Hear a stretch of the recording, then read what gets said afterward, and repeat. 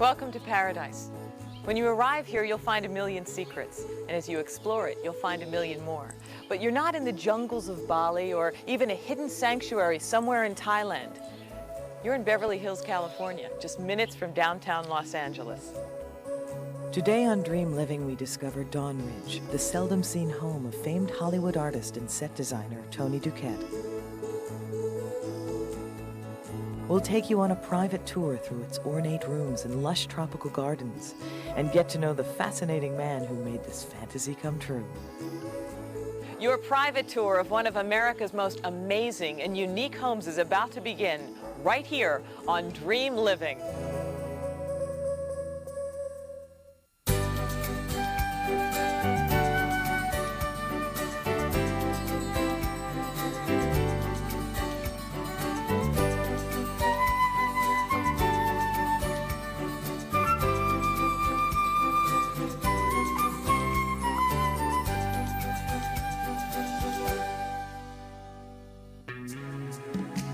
Sister city to the megalithic Los Angeles in Southern California, Beverly Hills has long been the exclusive address of movie stars and other luminaries. Tucked high in the canyon hills are aristocratic retreats overlooking some of the most expensive real estate in the United States. But one magnificent landmark property stands out from the rest, Dawn Ridge. It defies definition and can only be described as unbelievable, capricious, and dreamlike. Hi, welcome to Dream Living. I'm Jody Daly. You know, most great homes are the result of a tremendous amount of planning. And once they're built, they stand as magnificent monuments to someone's dream. Well, today we're going to meet a man who has never stopped dreaming. For most of his 82 years, Tony Duquette's been the avant-garde of art and design. He was a top set designer for the opera and stage, and won a Tony Award for his costume design for the original Broadway production of Camelot. He also designed movie sets and costumes for such classics as the Ziegfeld Follies and Kismet. He also was commissioned to decorate palaces for the Duchess of Windsor, Elizabeth Arden, and J. Paul Getty. Not only this, but he was among an elite group of Americans whose work has been exhibited at the famed Louvre Museum in Paris. The rugged individualism and wild creative spirit of Tony's work is maybe best expressed here in his home, Dawn Ridge. When he and his wife Elizabeth were married in 1949, they discovered their dream property. But like everything else in Tony's life, it went against the norm. It was a barren gully high in Beverly Hills, and his real estate agent thought he and Elizabeth were crazy. He said, "There's no way that I would let you buy this because you have to have a lawn, you have to have flat ground. It's impossible, it's completely out of the way, it would be an impossible investment for you." And I said, "But for $1,500? Building houses in gullies just wasn't done in the conservative 50s, but Tony and Elizabeth were not dissuaded from purchasing the cliffside property with a stunning view.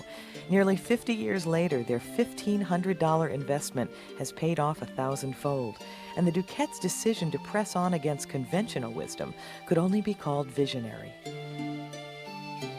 Beginning on the second-story balcony of the main house, the first structure Tony built on this property, the garden, descends 4 tiers down into the canyon.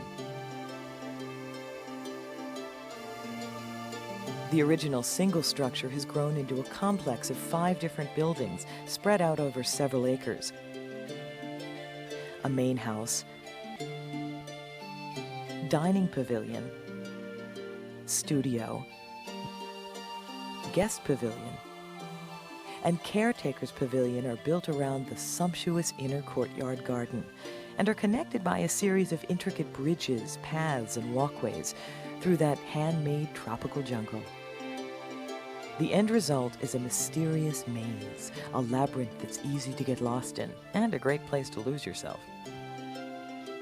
Trying to find your way around the main house takes some getting used to. This 2-story, 17-room building is full of Byzantine niches and hallways. The entrance to the main house opens into a world of richness and color. A mural painted by Tony's late wife welcomes guests inside. and directly overhead, what appears to be a skylight is really a table in the upstairs parlor. 1,000 such elaborate visual surprises await the visitors of Dawnridge. Just beyond the foyer is an entrance to a spectacular entertaining room. And then this is the Venetian, Oh my gosh. the drawing room. The inspiration was the first Venetian trip. This is unbelievable. And my wife and I painted the ceiling ourselves. And then I made the chandelier with the Venetian glass flowers I'd gotten in Venice. Tony's travels have taken him around the world, from Europe to the Far East to South America, and each new experience fuels his fantasy. But Venice has always held a special place in his heart. And then these were panels from an interior that had been in the Malcontenta villa from the Baroness d'Erlanger that we made into screens to use here. Why is it that there are paintings all the way to the ceiling? Because that's the way I like to have them, and this is the way they always were done in great houses in Europe. But Tony, you know, that's against the rules. Why? What gives you pleasure? The pleasure of the eye, the food for the eye. The one thing that I notice about this room, Tony, besides its magnificence, is that I can look in one place and not see everything the first time. And that's the idea behind it. These rooms are designed to be complex and to give pleasure to their occupants for many, many years. You know, Tony, not only do I feel like I'm in a labyrinth outside, but inside too. Oh, it I'm also glad. feels like a different country. But I think it's so important to use the little areas in a house also, not to just dismiss them, the little halls and things. They should be given a quality. Just outside the parlor are the stairs to the upper floor of the main house and Tony's master suite. This fanciful master bedroom features a bed designed by Tony and draped in Thai silk, not to mention an original Duquette-designed brass stove to warm the toes on chilly winter mornings. In an alcove just off the master bedroom, ancient carved doors from a Chinese temple frame a 17th century bronze Buddha. The window treatments are like none other, with rolled bamboo stenciled in gold. Next to the main building is the dining pavilion, and down one level to the canyon in this building is a petite garden breakfast nook. The interior of the room and the exterior jungle blend seamlessly. With the mirrors, it brings the garden in and opens up what's a very awkward space. I love the use of the mirrors, and especially I love them on the ceiling. I think that's wonderful. The mirrored breakfast room shows Tony's ingenuity with this tiny space. Not only has Tony designed this house, but he's also created many of the fabrics he uses, such as this distinctive malachite-style swath. Tony's main mission while designing this home was to effectively eliminate any distinction between spaces, whether they were divisions between indoors and outdoors or divisions between rooms. This home was designed to be his own personal Garden of Eden and radiates with magical light. Upstairs from the breakfast nook, in a unique quasi-outdoor room best described as a portico, Tony has created a formal dining area. Here, Tony's guests can dine al fresco amidst the stars and statuary. And this is gorgeous. Now, do you ever have to cancel dinner parties because Yes, we of do. weather? No, we've been very lucky, and we have the heaters. And these lanterns, tell me about those. Oh, those were Chinese, and there were not enough of them, so we made them specially, a special casting. Now, what is this down here? Oh, it's just a furniture that I did for a store once, and then later on got it back. It was for a display cabinet, but it works very well as a bar. Now, when you have your parties out here, do people just kind of sit in awe the whole time, or do they actually No, get they involved in talk and eat conversation? quite a lot, yes. No, it works very well for parties. Coming up next, Tony guides us through the maze that is the heart and soul of Dawnridge, his remarkable living sculpture garden.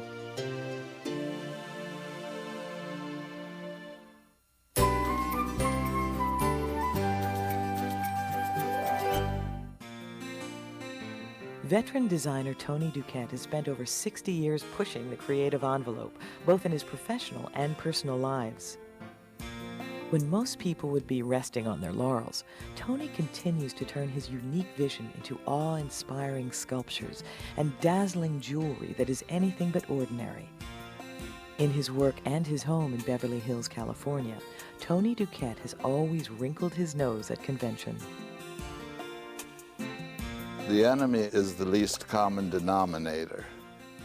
I don't like to be controlled by what everybody else is doing.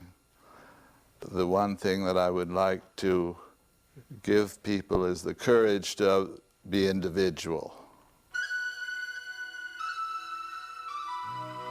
And nothing conveys Tony's keen sense of individualism like Dawn Ridge.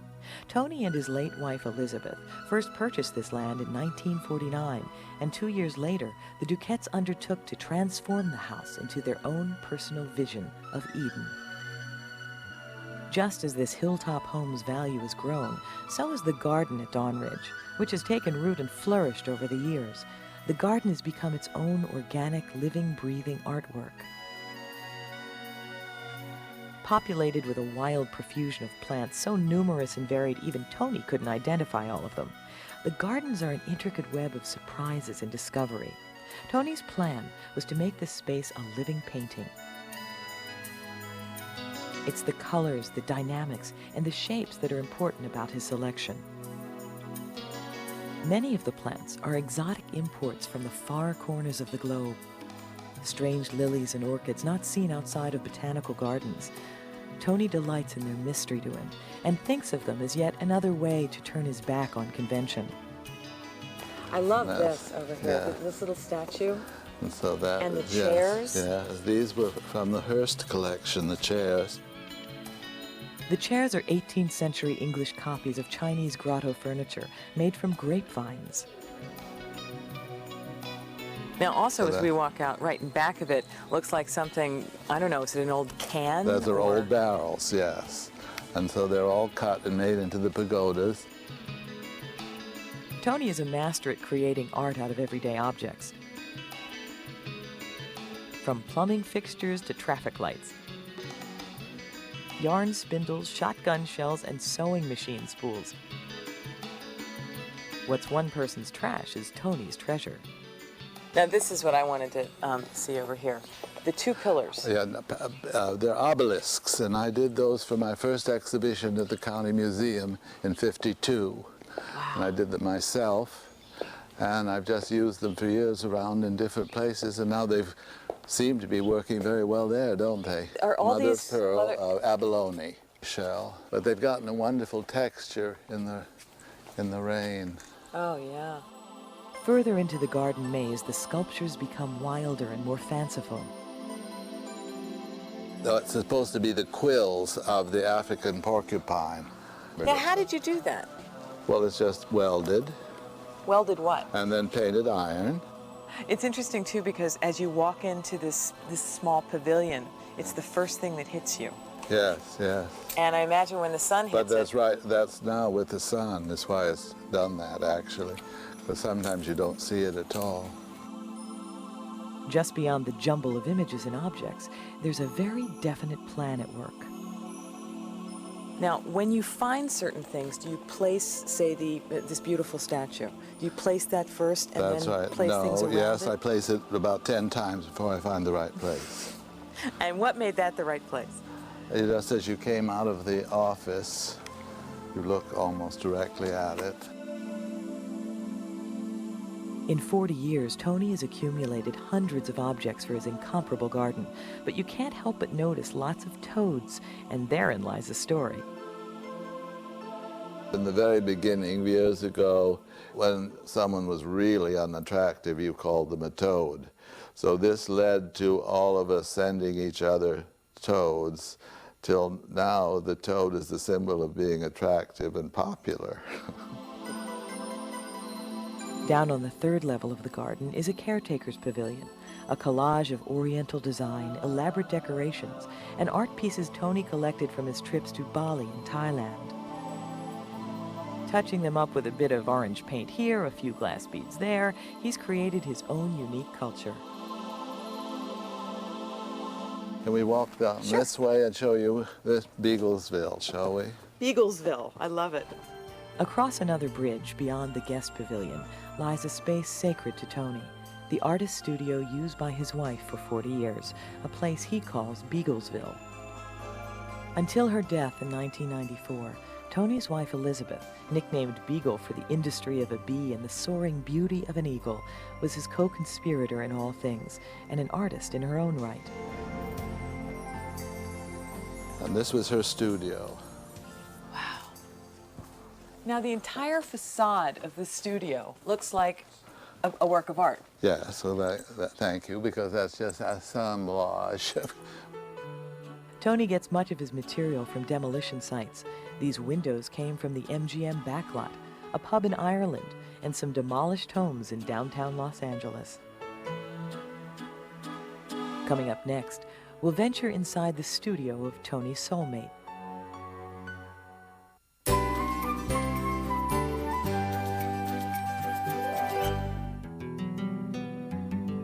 Tony Duquette's lavish Southern California hilltop estate, Dawn Ridge, is a testimony to 50 years of pursuing a singular vision of earthly paradise.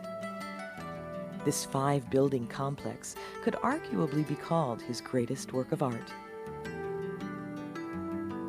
It's the rambling, multi-tiered garden that is the centerpiece of Dawn Ridge, and down on the lowest or 4th level, farthest into the canyon, the winding paths converge on this delicate pavilion. This was his late wife Beagle's studio, which he has converted to a richly exotic guest house. This elegant bed, draped in rare Chinese silk, is actually an early 19th century opium bed Tony picked up outside of Hong Kong. But for all this visual splendor, it's amazing how much of Dawn Ridge is made up of what most of us might consider cast-offs and debris. On level 2 of the garden is Tony's inner sanctum, his office, where his dreams weave themselves into designs. Now, where's the ceiling from? Oh, I think the fabric came from Bali, but I think what's so interesting are these apothecary boxes that came on our first trip to Venice. We found them, and they're 18th century, and when we got them really home, they still had all of the herbs in them. Tony's office was built around this brick fireplace, the only remains of a building that had burned to the ground before he bought the hillside property. In this inspiring space, he carries on his incredibly prolific career, designing interiors for clients around the world and creating dazzling signature jewelry that sells for thousands of dollars. It's ironic Tony's favorite place to create is by this crackling fireplace, since the beauty of Tony's creativity has seemed fatefully intertwined with a recurring nemesis, fire. His San Francisco art gallery burned in 1988, and later the devastating Malibu fires destroyed his magnificent beachfront estate. Sortilegium is Latin for enchantment, and that's exactly what this 130-acre ranch was. More than Dawn Ridge, with its sprawling pavilions, priceless sculpture, and almost all of Beagle's art, it burned in a few short hours in 1993. While lesser men would have been crushed by the tragedy, Tony managed to see the beauty in the destruction. Well, the fire is such a total unpredictable horror that happens, and one can't understand its complete destruction. The only wonderful thing about the one at the ranch was that in watching it, it made such an enormous effort to disappear in beauty. And the little pavilions and things, to give me my last pleasure in them, edged in fire, were wonderful against the very dark sky.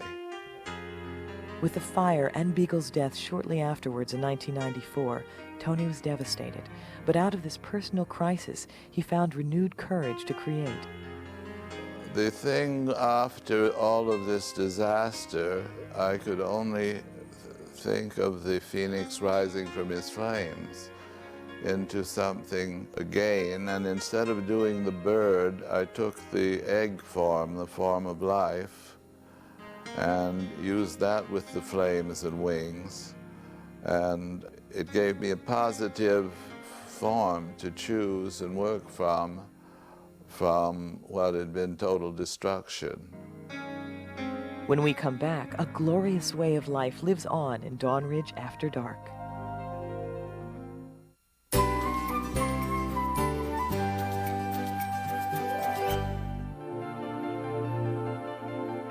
For Tony Duquette and his late wife Beagle, their Beverly Hills estate Dawn Ridge was a place for entertaining, and for them, a party was more than a mere get-together. For us, entertaining was an event, and we went to enormous trouble organizing it and making it special, so it wasn't as every other entertainment we'd gone to, and the people that came to us went to enormous effort, so they looked very well and performed very well. The Duquette's guest list shimmered like a who's who of high society. Mary Pickford, Cary Grant, Fred Astaire, and Rudolf Nureyev. Their guests still turn out beautifully, adorned with Tony's magnificent jewelry. It's hard to imagine a more perfect setting for such a special gathering. At night, Dawn Ridge reveals a whole new personality, painted by light. The importance of lighting is so necessary, and really the best lighting of all is taken from the bonfire of when you were eating around a bonfire and the light came up on your face and warmed you, and so the whole thing of a house really lighting instead of from above should also be used from below. It gives you a wonderful sense of security and warmth. With all of its richness and magic, Dawn Ridge doesn't intimidate.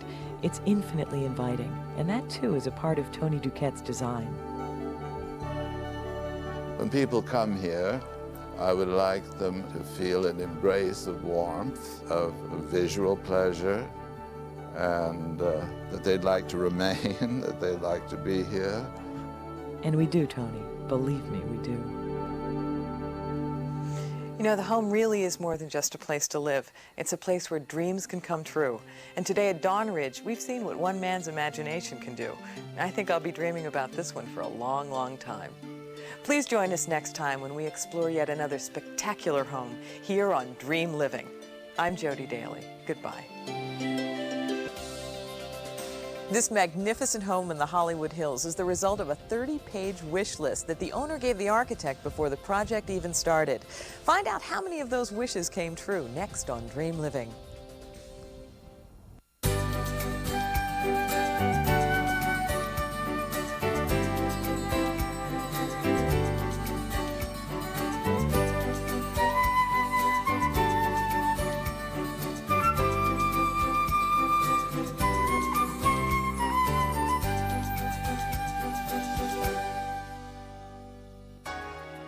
It's the city of dreams, LA, and it's long been a beacon for those looking to make a mark for themselves.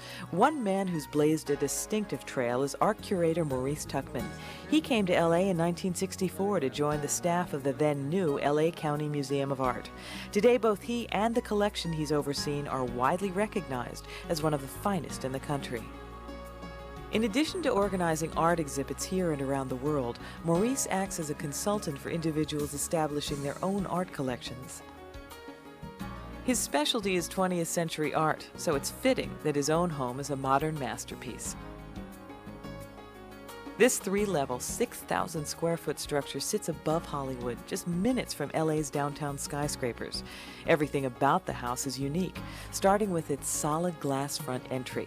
The plate glass front door might be missed at first glance, but the blue pole which contains an intercom marks the point of entry to the house. Hi, I'm Jody Daly, and welcome to Dream Living. Maurice Tuckman is the Senior Curator Emeritus, am I correct, of That's the right. Los Angeles County Museum of Art. Yes. Well, it looks like you've brought your work home with you. It really does. This is absolutely incredible. Tell us a little about the evolution of your home. Well, I lived in a house on the site since 1970. I realized that I had the fortune and the privilege of living in one of the most extraordinary sites in Los Angeles. Deer come to the house, but we're 5 minutes above Sunset So Boulevard. you have the convenience without having the congestion. Exactly, exactly. We're about 105 stories high, and it's a very rare site. This site borders on one of the last undeveloped tracts of land in LA. It's untouched and it's called Runyon Canyon, and it was made a state park in the late 80s. Now, just prior to this, Maurice had been thinking of moving, fearing future development, but when he realized that his property overlooked land that was now protected, he scrapped his plans to leave, and instead he decided to tear down the old house and build a new one in its place. Maurice first enlisted the help of local LA architect Brent Sayville. He and Brent had known each other for years, meeting when Brent oversaw installation of certain exhibits at the LA County Art Museum. The design project for Maurice's house, seen here in model form, took almost 6 years from start to finish, 3 for just the planning stage alone. Before any plans were drawn, Brent had Maurice write down how he wanted to live in this new house. After 3 months of careful thought, Maurice had a 30-page wish list. Construction began in 1992. Aside from digging out and reinforcing an area for the pool, building on the hillside lot was relatively easy. The hardest task was deciding how to best take advantage of the site and its remarkable views. A great deal of thought was given to situating the house to fit with the landscape. This accounts for the unique glass-enclosed entrance hall. When entering through the plate glass front door, guests are greeted by an unobstructed view of Runyon Canyon. Once inside, a few steps up the entry stairs lead to the library part of the living room. A small private library, really designed just for 2 people, 1 person to enjoy quiet reading. The library is an alcove off the living room. It features angled shelves made of Australian lacewood, and the cabinet doors are decorated with Australian semi-precious stones. The table in the library is topped by a piece of rare French rose marble, and since the table was made, this marble is only available for the restoration of French national monuments. We had an idea of making the theme of the house pertain to the super ellipse. Ever since I was a kid, I was attracted to this. The super ellipse is like an egg shape, but made stronger by becoming more rectangular. Okay. For some reason, this touched a chord in me when I was 8 or 9 years old, and I always have been drawn to it. The ellipse is announced in the shape of the library table in the entry domes at the entrance of the house. Moving into the main part of the living room, you can see the influence of the super ellipse shape. It shows up in the curved wall of windows, the partial drop ceiling, and even in the design of the sleek modern sofa. Everywhere you walk, there's a sense of echo and reverberation of certain key themes and formal ideas. It's a dream house for me because it's intimate, yet it's strong. You walk around in it. I wanted every part of it alive and vibrant, and I wanted to be able to use all parts of it. And it's working out very well that way. Tearing down the old house and building a new one in its place presented 2 major design challenges. The first was how to create a home with as much light and space as possible and still have enough wall space for art. A compromise had to be reached, blending openness and at the same time providing a proper showcase for Maurice's impressive collection. A second challenge was how to successfully incorporate the breathtaking natural and city views into the structure so there would be a sense of bringing the outdoors in.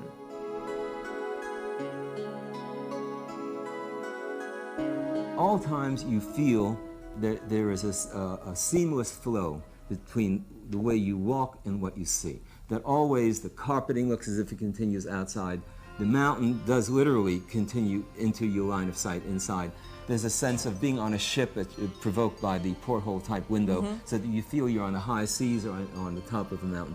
Always there's a sense of outdoor joining indoors and vice versa. Maurice wasn't quite sure if he succeeded until he moved in, and now is quite pleased with the results. There's a lot of little whimsy around here, for instance, the Graham, who I love, and these are great. Yes, I was very happy with finding these. This artist, Mario Crosetti in Venice, makes hand-blown Murano glass, and he makes 6 champagne flutes a year. These fine colored glasses are produced in the Murano Glass Works in Venice, Italy. One of Maurice's favorite possessions, they're not just for show. When he has guests over for cocktails, he has each guest pick their own champagne flute to see what it reveals about their personality. Next, the man who made Maurice's dream a reality reveals how he did it when dream living returns.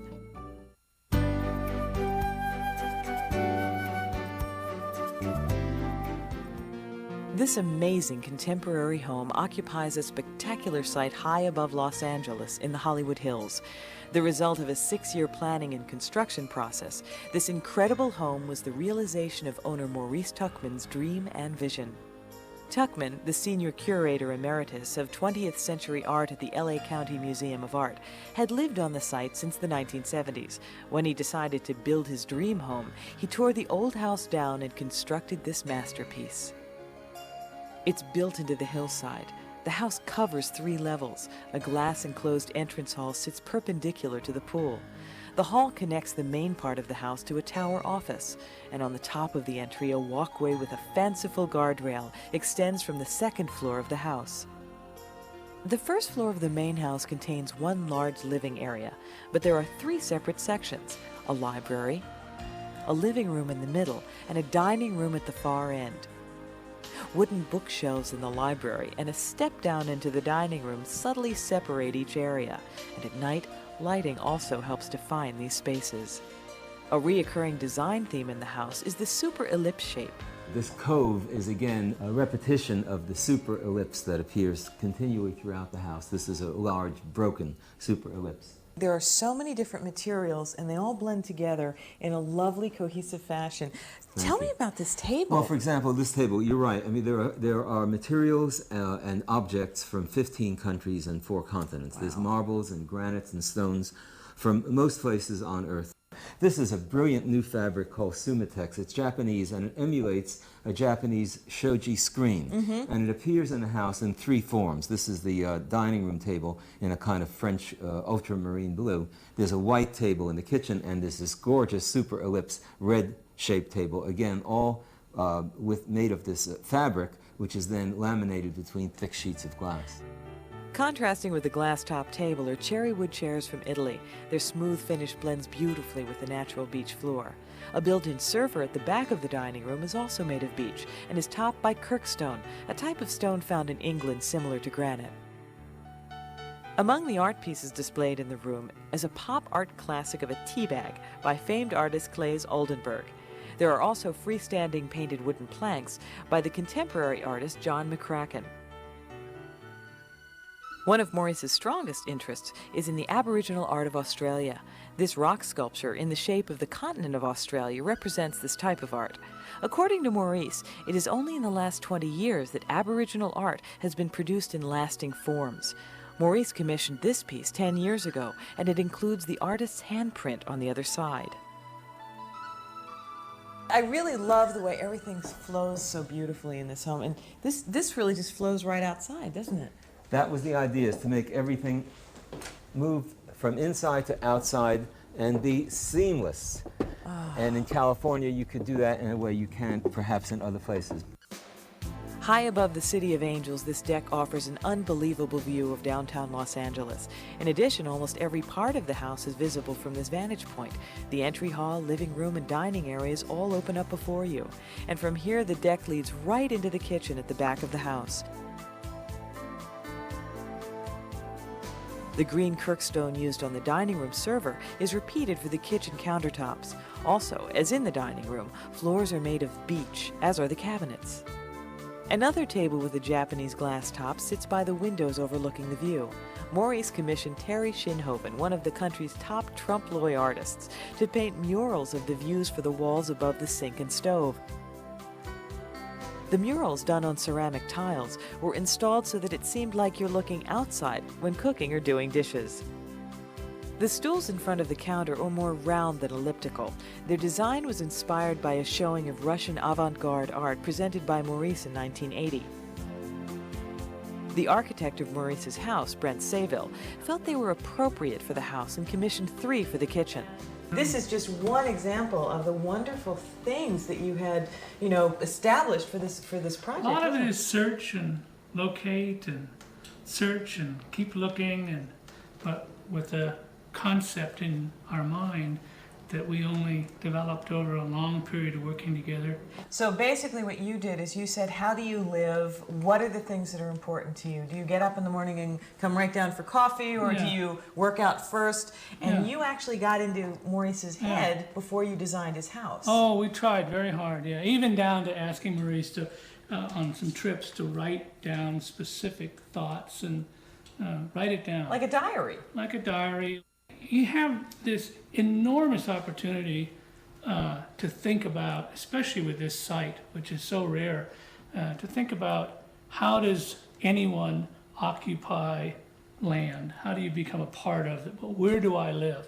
And that takes a lot of thinking. And there's a lot of opportunities that most people never even think are available to think about. What kind of license did he give you for creating? Oh, almost carte blanche. We worked together very good. Very good. It was a rare, I must say, a rare opportunity. Next, we'll see the upstairs master suite of this amazing hilltop home when Dream Living returns.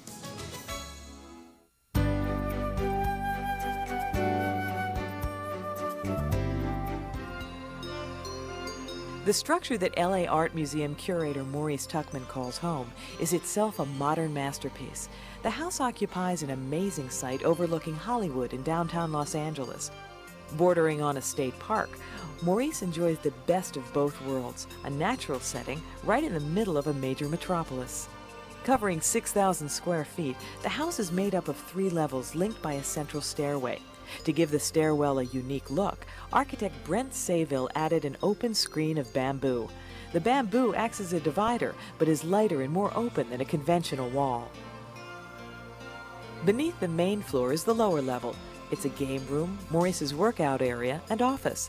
The office is separated from the rest of the room by a unique metal divider from Germany. The divider swivels and serves as a TV stand as well. Off to one side is the downstairs bathroom, complete with tub and shower. Up on the 3rd floor is the master suite. The bedroom boasts 2 of Maurice's favorite paintings.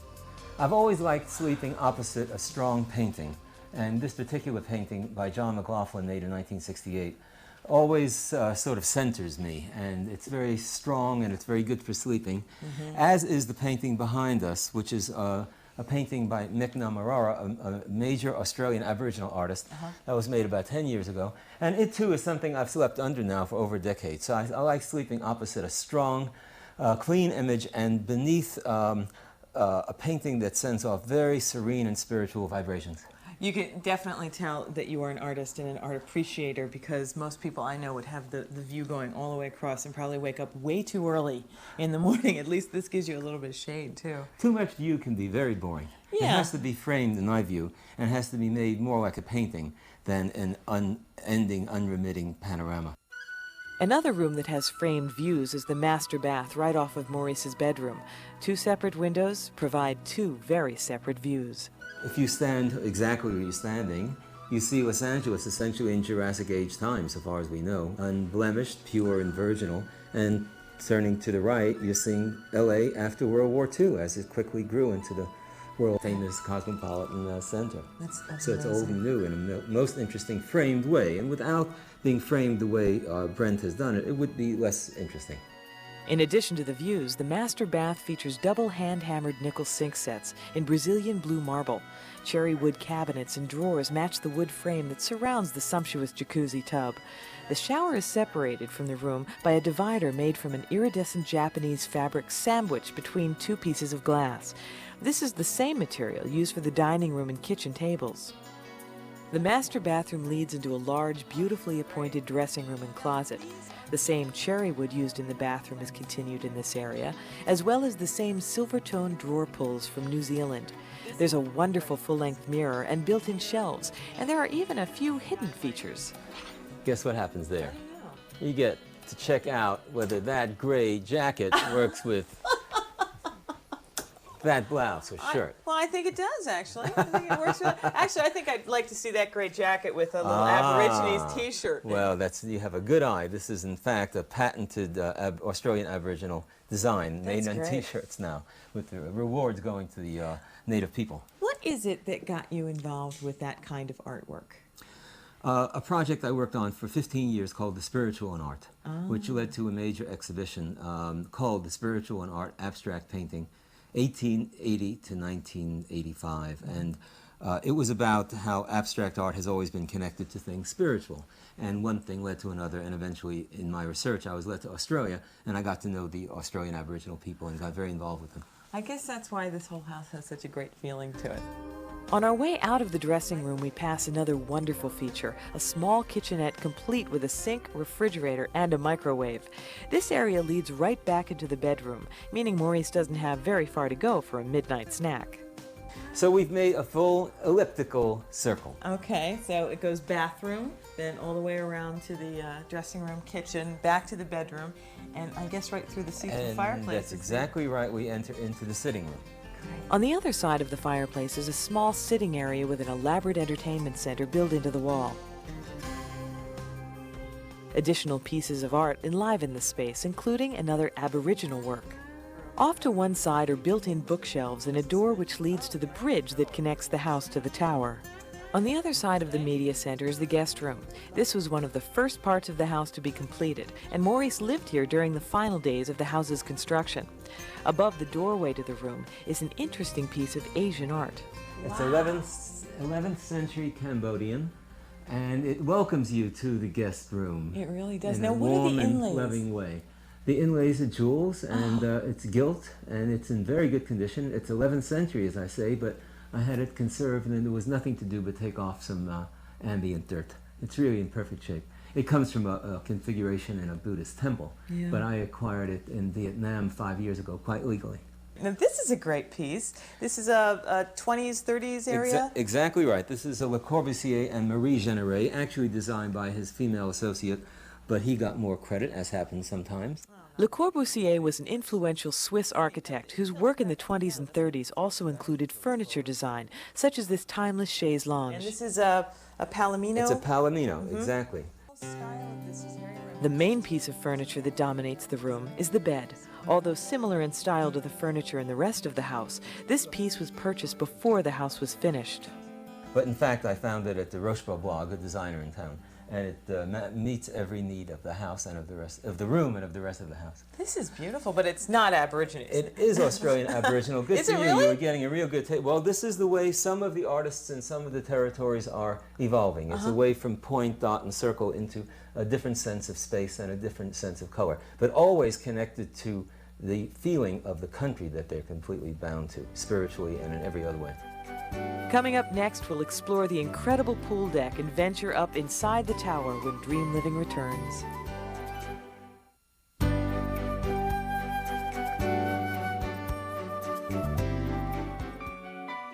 Maurice Tuckman, Senior Curator Emeritus at the LA County Museum of Art, lives in a spectacular home in the Hollywood Hills. This sleek contemporary structure truly represents the pursuits and passions of its owner. Each room is filled with art and almost has the feeling of a gallery. Yet this house is very livable, a perfect place for entertaining. At night, this impressive piece of architecture takes on added drama. The entry is bathed in colored light, and the rest of the house glows from top to bottom. Even the pool seems more magical after dark, backed by the incomparable nighttime view of the city below. A short walk through the glass-enclosed entry hall leads out to the tower and pool deck. Above the entry, the bridge provides a wonderful lookout to enjoy both the view of the scenery and the house itself. The architect Brent Sayville had the guardrails tilted at an angle for visual interest, and the blue fin shapes match the ones that edge the pool. There's a small bath and changing room for guests right next to the pool. The walls are covered with Italian blue glass tiles, which give the room an aquatic feel. The pool is anchored into the hillside on top of a hollow concrete cube. However, the design gives the illusion that it floats in midair. Maurice eventually plans to turn the unfinished space underneath the pool into an artist studio. Off the pool is a tower with a detached open-air spiral stairway which leads to an office. This office is much smaller than the one in the lower level of the main house. Maurice uses the space as a retreat for reading and contemplation.